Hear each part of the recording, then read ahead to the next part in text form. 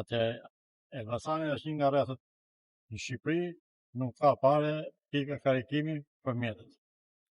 Nëse kërkoni dikush të tillë si bashki që neve si shërbim taksi do të ndryshojmë mjetet, i majmë elektrike, do të plotësosh kushtet e para se unë të marr mjetet, se ku mund ta karikoj, se mos janë shtëpi private, janë pallat. Nuk do ta njës makinën krah, ta karikojnë shtëpitë ta zbez mjes dal për punë. Pa Elbasani nisi të filloj si sot i vit më parë për të vënë pika karikimi për ato mjetet elektrike. Ja ku është pika atje, ka një vit dhe nuk e ka futur në punë kryetarë. Që është në varësi bashkisë. Si kjo këtu do vendosin disa pika në Elbasan. Edhe kjo gjë u vendos, akoma nuk është funksionale, është aparatur kot për të zbukuruar bulevardin.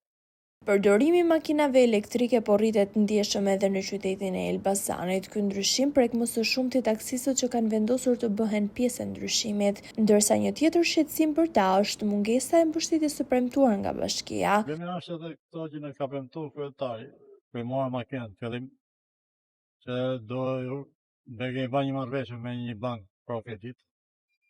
Po të ndihmojnë në anë ekonomisë, se nga janë çmime të larta, nuk merren aq lehtë me një çmim 30.000 euro një makinë të tillë. Të ku e gjejmë atë buxhet. Taksi që punon nuk merrem me bizneset të këqija. Ai është kapaciteti i ekonomisë. Ndërkohë qytetarët janë të ndarë, disa e shohin si zgjedhje të mirë, të tjerët nuk kanë informacion apo nuk e preferojnë. Unë mendoj se ja vlen.